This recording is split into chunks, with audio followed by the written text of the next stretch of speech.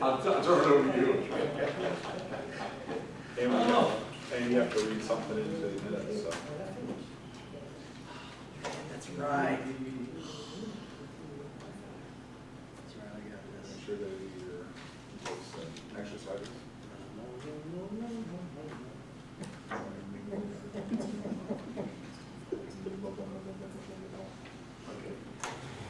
We would invite all who would care to join us in a recitation of the Lord's Prayer, followed by a moment of silence. Our Father, who art in heaven, hallowed be thy name. Thy kingdom come, thy will be done, on earth as it is in heaven.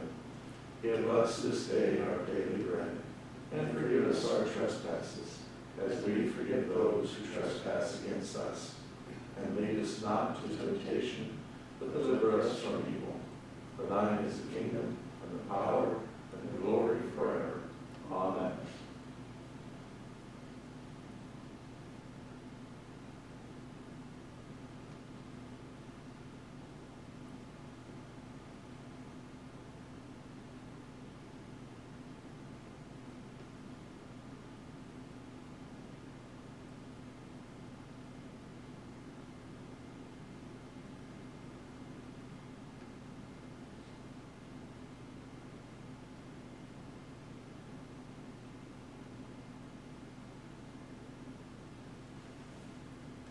It is now 7 o'clock. Shelby City Council meeting is called to order. Please join me in the Pledge of Allegiance. I pledge allegiance to the flag of the United States of America and to the republic for which it stands, one nation, under God, indivisible, with liberty and justice for all.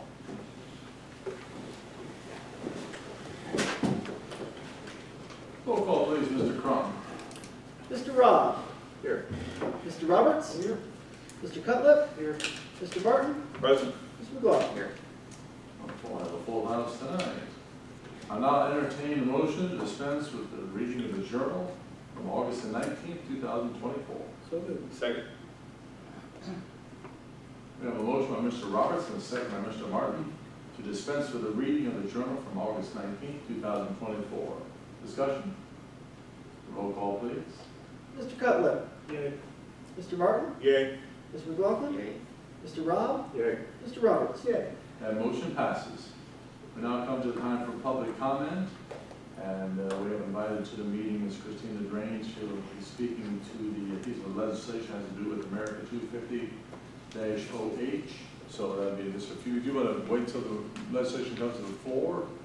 Maybe when it comes to discussion time, that might be an appropriate time to say a few words. That'd probably be best. If that's all right with you, we'll be there in no time. Well, I think we will. But, you'll have a place to be over the next 2 or 3 hours. All right. Okay, and thank you, Christine, for coming. Any others from the floor? Public comment? Hearing none, seeing none, we'll move forward to reports from standing special committees. Community and Economic Development Committee. Mr. Scott. Yes, we met on Friday, August the 30th. And we had Vicki Merrill Ritchie from Marble Memorial Library in there. And she brought us up to speed on some things going on at the library. So September is National Card Sign-Up Month. You sign up as a new member, you can get entered into a drawing for a prize. The downtown businesses will be doing a Harry Potter themed weekend on September the 21st. And the library will be involved in that, doing like face painting, having a food truck. There'll be a scavenger hunt too, that's from 10 to 3. Then September the 17th is National Voter Registration Day. And they'll be having coffee and donuts at the library and be helping people to sign up to vote. They've got a new bridge club starting tonight. And walk and talk for seniors for fall convention. They just got a lot of stuff going on. It boggles my mind how much stuff the library does. With the walk and talks, we'll be going to Vita Clinic and another place. Then we're going to have a history of the Ohio State Reformatory on the 24th. And they've got tech class classes to help seniors with some of their tech problems that they're having stuff with. Lego contest, I mean, just all kinds of stuff. You can see the one in September is just jam-packed. Always great, all the things that the library does. And that's about it for economic development. All right. Councilman Cutler, are there any questions for or comments in regard to Councilman Cutler's report? If not, thank you. We'll move on. Public Works and General Operations Committee, Councilmember Rob. The committee met on the 27th. Mr. Geis had some information to share with us. He was meeting the first week of September, which I guess is this week, along with the Richland County Transportation to work out a long-range plan. He has probably some more information on that when he gives his report. He also attended the statewide floodplain management conference a few weeks ago. You see a flyer that he passed out earlier. He can also update you on that a little bit more.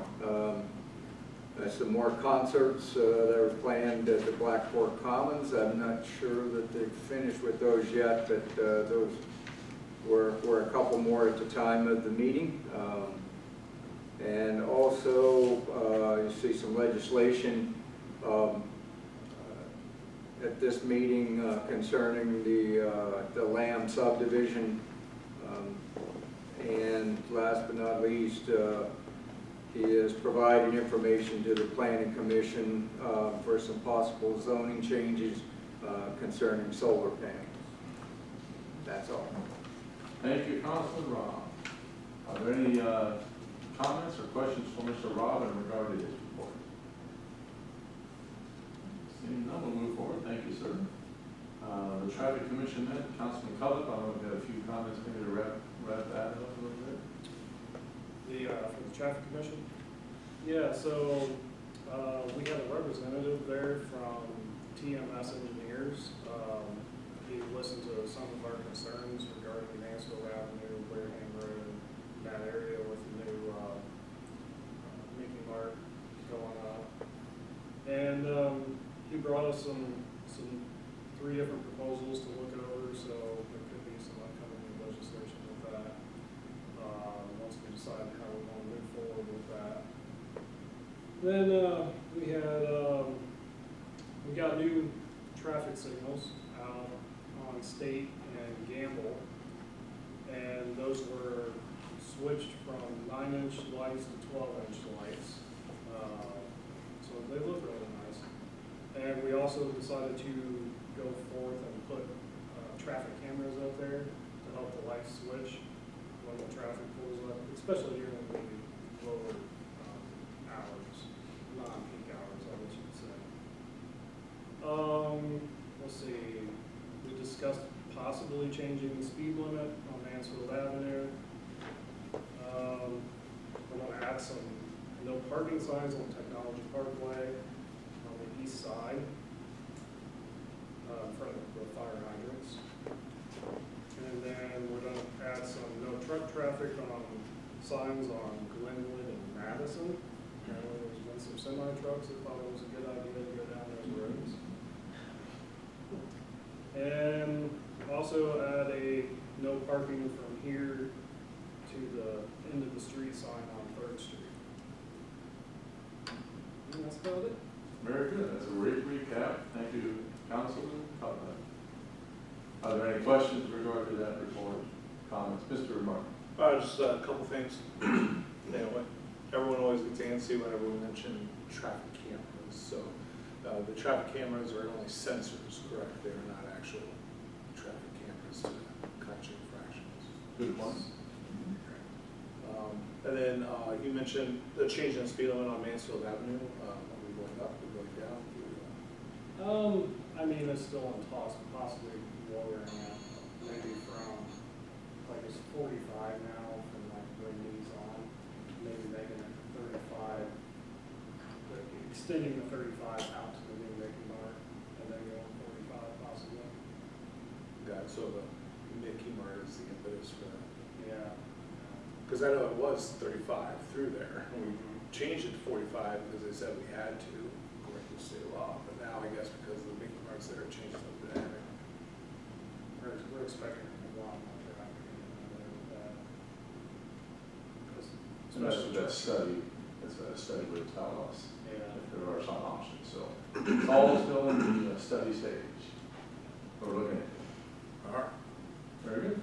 Thank you. I'll move forward from committee reports to reports of city officials from the mayor's office. Since our last council meeting, I've been occupied with typical mayoral duties and delights. On August the 20th, we sat down with our firefighters representatives to begin our contract negotiations. We look forward to continuing with these talks this month. I participated in another productive traffic commission meeting on August the 20th that Councilman Cutler just reported on. On August 26th, I met with my fellow mayors in an enjoyable after-hours time of sharing ideas and fellowship. On August the 27th, I participated in a very important meeting of our Shelby City Planning Commission. And I will say that this commission plays an important role in keeping projects and initiatives moving forward. And a really good group of participants on that commission. On August the 28th, the administration met with the developers who will be putting in a very nice modular home park in the Flint Street vicinity in our 3rd ward. And this is truly going to be a fantastic transformational project, hopefully breaking ground this fall. So, to get all the paperwork together, we should see ground moving. Being moved, I should say, in this fall, so very nice. Are there any comments or questions for me in regard to my report? All right. If not, thank you. We'll move forward to Mr. Crum, Director of Finance. Thank you, sir. Pretty much normal operations in the finance department. I do, because there's no real representative here from Park Board, you know, most of me don't want to catch you guys up real quick. The Tubi has donated $50,000 to assist a local nonprofit called Skate Ohio to revamp our skate park or Veterans Park, which is, I've seen the drawings, it looks very, very, very cool. I think it'll do a lot for that area. And at the same time, the Seltzer Park north beside the pool, it is getting some new playground equipment we've received some significant donations for that as well. So those are coming along, and we're even working with one of the local Boy Scouts to potentially do a new project to add on some inclusive play equipment to that as well. So a lot of new things going on in the park right now. And that finance is just kind of moving along. Dog days of summer. In the fall. So that's my report, sir. Thank you. That's good news for our wonderful park system. Glad to hear that. Are there any questions for Mr. Crum or comments? Thank you, Mr. Crum. Mr. Ister, Law Director. No report, Mayor. All right. Sir. Move on to Mr. Geis, Project Coordinator. Thank you, Mayor. For our paving program, they are continuing to work on the catch basins and all the castings and get that, and then the striping will follow, so that should be done soon. You have a flyer on your table. This is by National Preparedness Month, which is set by FEMA and their Ready group. This is based as a initiative for them to put out a bunch of publicity and so forth to give people preparedness for weather events, be it flood, be it or whatever. Obviously, I'm involved with the floodplain administrators, and the national floodplain group has things called reducefloodrisk.org.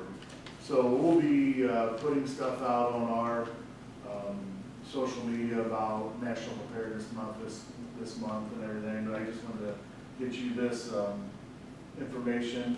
The stuff we'll put out there, there's a whole, for the flooding, there's a whole video people can watch and show, all right, what is my flood risk? That can go down through all the different scenarios, and then they come up with some ideas for them to reduce their risks. So obviously, it's not just flooding, it's tornadoes, we've all been through that. So just a whole big media blitz that you'll be hearing nationwide throughout the month of September. So that's that. As Mr. Rob talked about, with regional planning is they administer the federal funds from ODOT, from the WHA.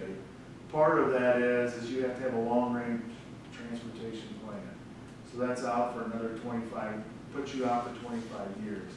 FWHA is really cracking down on the projects that you get federal funding. So basically our recent ones, Main Street, when we did the streetscape, Mansfield Avenue before that, and then upcoming Mickey Road, and there's been many other city projects.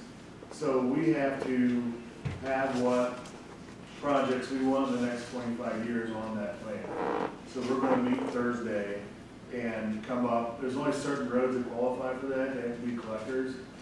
And so we're going to look and see what could possibly happen on any of those roads to get enhancements and get that over there to them. So that's going to be a big step. Our consulting engineers coming in, and we'll get that going. So, and then lastly, our safe routes to schools. We were approved to get that grant to come up with a school travel plan. I got an email from the consultant that ODOT hired. We should be starting meeting in October. A pretty aggressive timeline after that, and then we can get our school travel plan, and then we'll have to take that and apply for funding.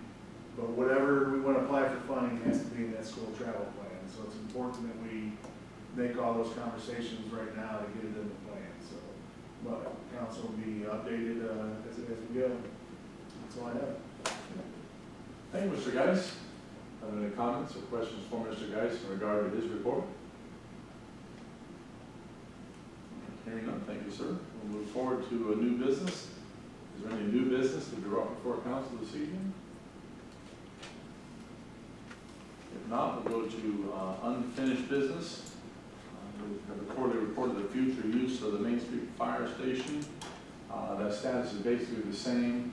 There's fire equipment there, and then, of course, the city vehicle will be, when the cold weather hits, be using that for that. So, basically, it still has municipal use at this point. Mr. Martin. Mayor, do we have a sense of, like, structurally how long that building in its current state will last, and or is the building deteriorating at all? I just know that the natural state of buildings is when you don't have people in there and air moving, you know, they just naturally deteriorate, so. We will check and get the last status report from the engineer, and then Mr. Geis will make an inspection, get a report next meeting. There is some activity from time to time in there, not as much, of course, as if you were using that on a daily basis as a fire department. There was a 3-day garage sale there held there recently. So it's getting some community use, but we'll try to come back with a report in that regard. I'm thinking along with you too, that there has to be some sort of end plan for this. My concern is that we keep on going with, it still has municipal use, and I would be very clear, we're using it very loosely. But it having municipal use, which is your discretion, it's fine, but all of a sudden, then all this, it has no outward value to where we can do anything else but have to raise the building, because we didn't actually put a plan in place for somebody else to take it over, or someone to do something with the building, and now we're stuck because, you know, we used it, but we used it right up until it's in life instead of looking at what's the next chapter for that property. I just don't know that we're doing any favors for either that property or the community by kicking the proverbial can down the road. And I've been voicing this concern for the last 2 to 3 years that we've been in this situation. Understood. Thank you. Any further comment? Any further unfinished business? If not, let's move forward to legislation. Ordinance number 20, 2024, accepting and confirming for dedication to the public use the utilities, streets, and/or roadways of the Lamb subdivision and declaring an emergency. Move the rule requiring an ordinance to be read on 3 separate occasions be suspended. Second. We have a motion by Mr. Martin and a second by Mr. Roberts that the rule requiring that an ordinance be read on 3 separate occasions be suspended. Discussion? Mr. Martin? Just the nature of the emergency. Reason for it. Mr. Guys? So they can get in there and, start getting the building done before winter. It's gonna take some time we gotta get it to this over to the county, get all their signatures and then get it recorded, so. Any further discussion? This is the roll call on the motion to suspend. Roll call, please. Mr. Cutler. Yay. Mr. Martin. Yay. Mr. McLaughlin. Mr. Rob. Yay. Mr. Roberts. Motion passes. Move for the passage of the ordinance. Second? We have a motion by Mr. Martin and a second by Mr. Roberts for the passage of ordinance number 20, 2024. Discussion? Mr. Geis. So if you look at the plat, the planning commission did approve the plat. What we were doing here tonight, or you were doing tonight, is approving, there's a sanitary sewer that would run, so that sanitary sewer wouldn't come into our collection system at that point. It's important to note that with our previous legislation with stormwater retention areas, that is not part of any city maintenance, and there's actual agreement that was created and signed by the developer, and so he will have maintenance on that with the, once he sells those, that maintenance part will go to those homeowners. So that's one of the very good things we did with our stormwater regulations, so we don't have detention basins that are in limbo, so this will take that out.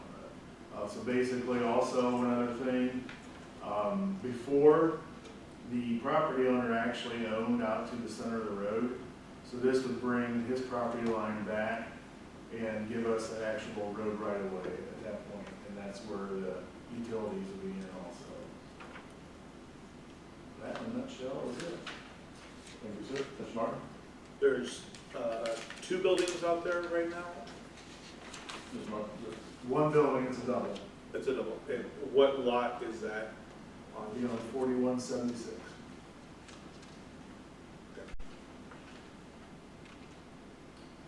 Any further discussion? Roll call, please. Mr. Cutler. Yay.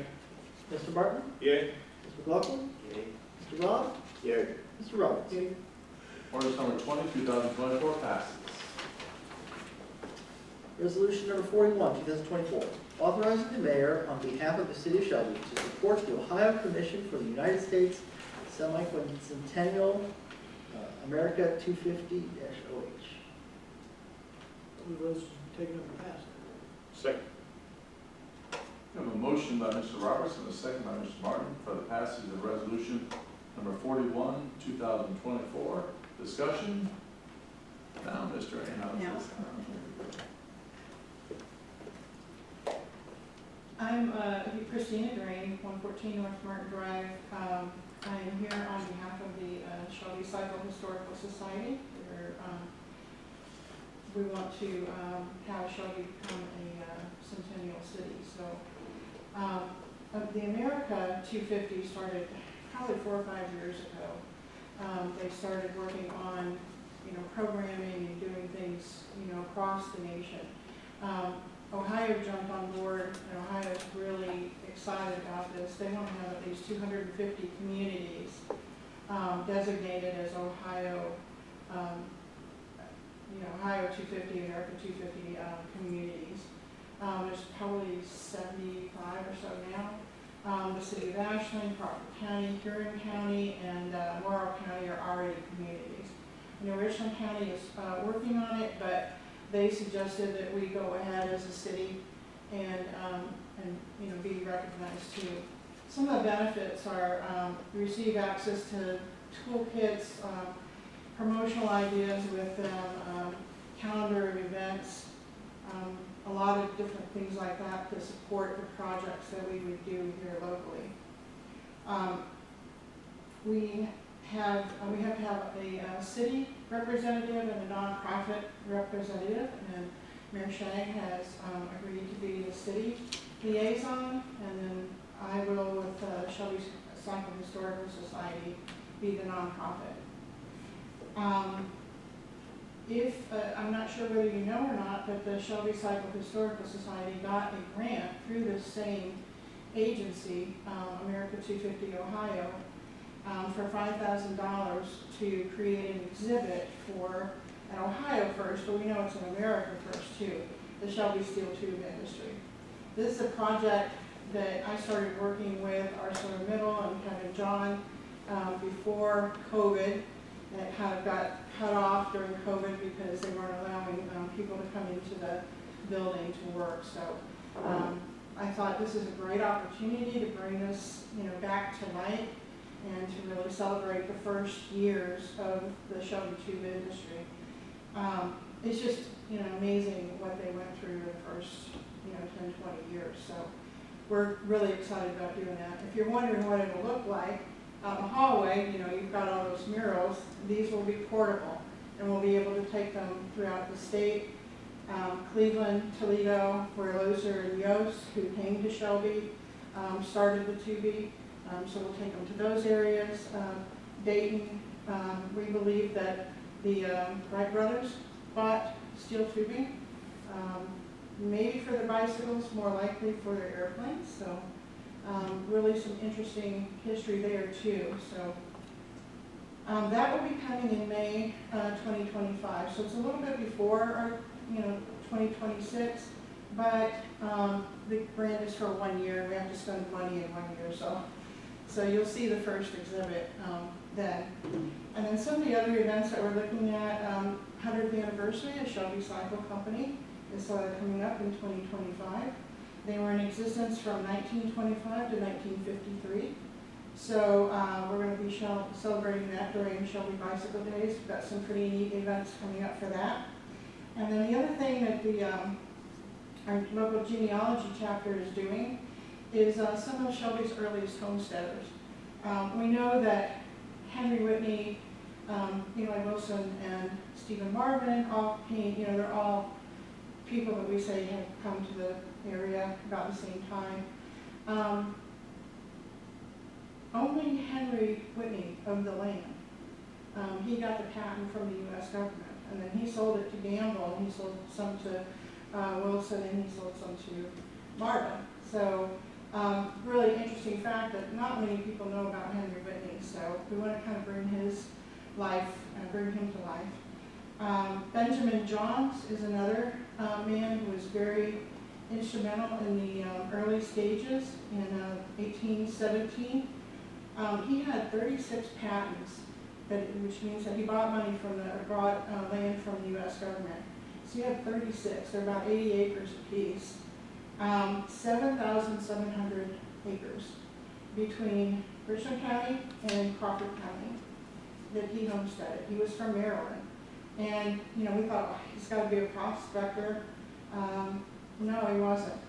He actually lived in Mansfield. He settled in Mansfield. So really, really interesting story about that too.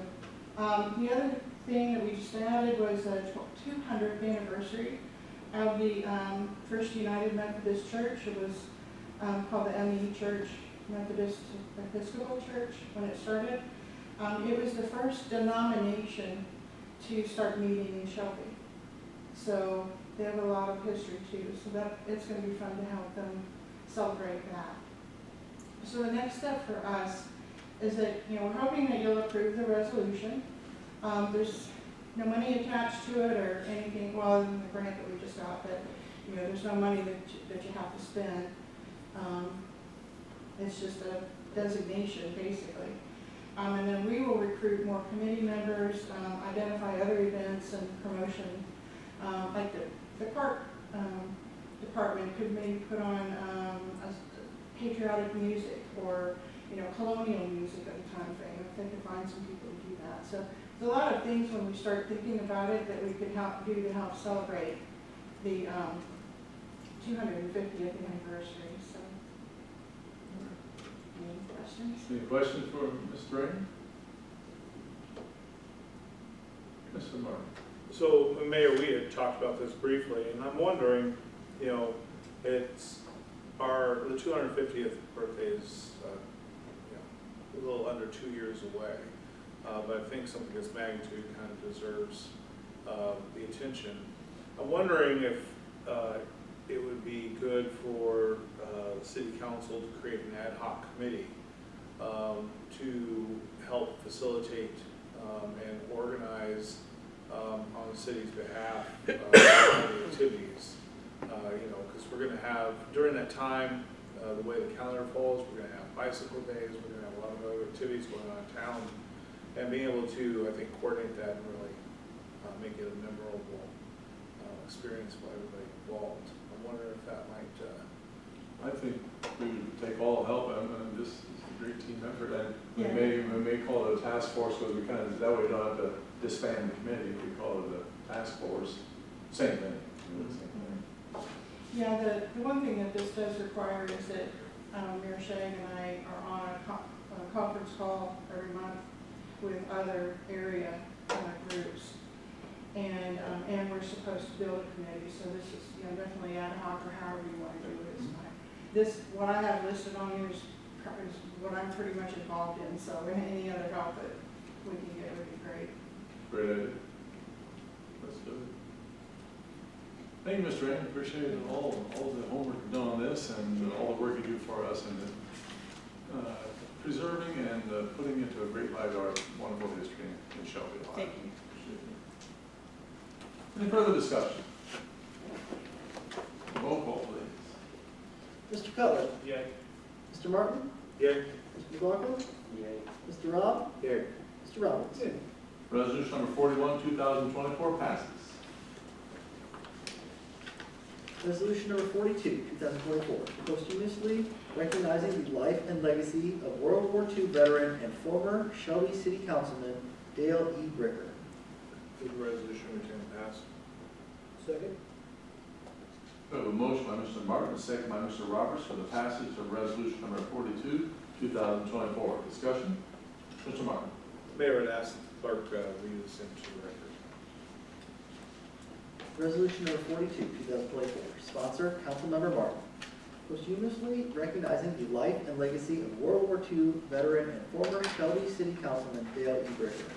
Whereas over 16 million Americans served their country and its allies during the course of World War II, and whereas the generation of men and women who served the United States in World War II has been called the greatest generation for their selfless sacrifice, and whereas Mr. Dale Bricker was a World War II veteran of the 410th Quartermaster's Depot Company, serving from 1943 to 1946 in the American and Atlantic Pacific Theater of Operations, and whereas after his military service, Dale worked at the Wilkins Air Force Depot in Shelby from 1952 to 1958, and whereas Mr. Bricker also was involved many years in public service as Mansfield City Council Clerk of Council and Richland County Director of Elections.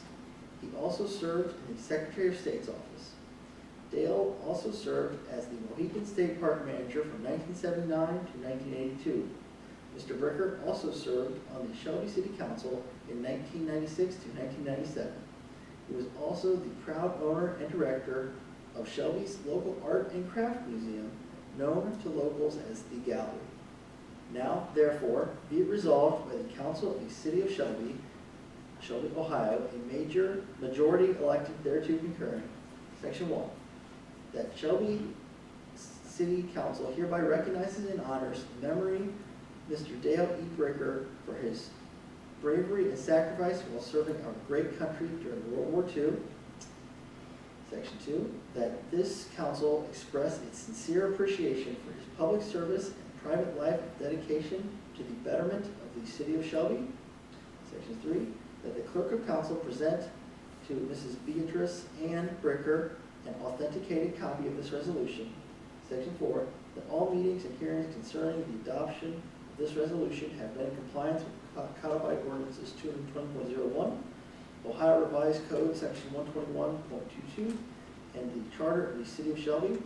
Section 5, that this resolution shall be in full force and effect from and after its passage, approval by the mayor, and earliest period allowed by law. Thank you. Any further discussion? Roll. Stephen? No, I'm sorry. Councilman McLaughlin. Yes. So I was on the city council in 1996, Mr. Bricker, and the old chambers. You know, he stood up and he announced that he was going to live another 30 years. He almost made it. Not quite, but almost made it. So, it was good to know him and serve with him. Thank you. I think all of us knew Mr. Bricker knew he was a true patriot and loved this country, he loved this city, and did a lot of things behind the scenes that folks will never know about, but kept Shelby moving forward in a wonderful way. So leaves behind a very wonderful legacy. Roll call, please. Mr. Cutler. Yay. Mr. Martin. Yay. Mr. McLaughlin. Mr. Rob. Yay. Mr. Roberts. Resolution number 42, 2024 passes. Now turn to miscellaneous business. Miscellaneous business brought before council this evening. Mr. Martin. Mayor, I move that council go into executive session for the following purposes: to consider the purchase of property for public purposes or for the sale of property in competitive bidding. If premature disclosure of information would give an unfair, competitive, or bargaining advantage to a person whose personal private interest is adverse to the general public interest. Conferences with an attorney for the public body concerning disputes involving the public body that are the subject of pending or imminent court action. Second. We have a motion by Mr. Martin, a second by Mr. Roberts to go into executive session for the reasons so read. Discussion? Mr. Martin? Mayor of council approves. We ask that you, the law director, and Mr. Geis join. Any further discussion? Roll call, please. Mr. Cutler. Yay. Mr. Martin. Yay. Mr. McLaughlin. Yay. Mr. Rob. Yay. Mr. Roberts. Yay. Motion passed. We go into executive session at 7:37.